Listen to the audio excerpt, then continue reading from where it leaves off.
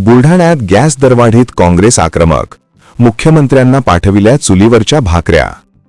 देशात वाढत्या महागाईने उच्चांक गाठला असून घरगुती गॅस सिलेंडरच्या किमतीत सातत्याने होणाऱ्या दरवाढीमुळे सामान्य नागरिकांचे जगणे कठीण झाले आहे। या दरवाढीच्या निषेधार्थ आणि गॅसचे दर तात्काळ कमी करण्याच्या मागणीसाठी बुलढाणा शहर व तालुका काँग्रेस कमिटीच्या वतीने आज बुलढाणा जिल्हाधिकारी कार्यालयासमोर आंदोलन करत जिल्हाधिकाऱ्यांमार्फत पंतप्रधान नरेंद्र मोदी आणि मुख्यमंत्री देवेंद्र फडणवीस यांना चुलीवरच्या भाकऱ्या पाठवण्यात आल्या। यावेळी काँग्रेसचे पदाधिकारी व कार्यकर्ते मोठ्या संख्येने उपस्थित होते।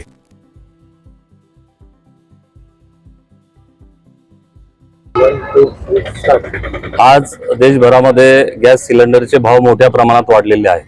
काँग्रेस सरकारचं जे परराष्ट्रीय धोरण होतं की त्या धोरणाला पूर्ण मातीमोल करण्याचं काम भाजप सरकारनं केलेलं आहे।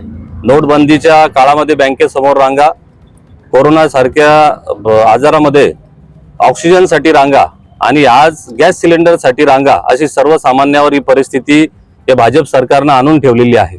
आपण याआधी बघितलं असेल की महायुद्ध पण झाले, दोन देशामध्ये युद्ध पण झाले, पण आताचं युद्ध फक्त अमेरिका, इस्रायल आणि इराण एवढ्यापुरतं मर्यादित आहे। ते फक्त आखाती देशामध्ये सुरू आहे, परंतु त्याची झळ आज सर्वसामान्य माणसाला, स्त्रियांना आणि ज्या टपरीवरच्या व्यावसायिकाला सुद्धा बसलेली आहे। याच्यावरून एक लक्षात येऊ शकतं की परराष्ट्र धोरणाची यांनी पूर्ण माती केलेली आहे।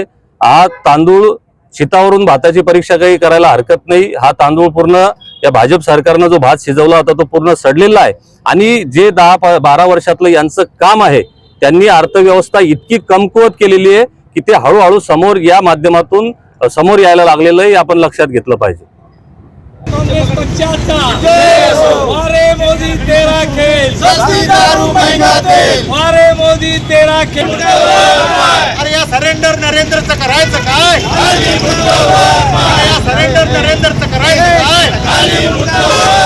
गॅस विषय नसो, महागाईचा विषय नसो, अरे महागाईचा विषय नसो, अरे बीजेपी सरकारचा विषय नसो। आपला विदर्भ लाईव्ह ब्युरो रिपोर्ट।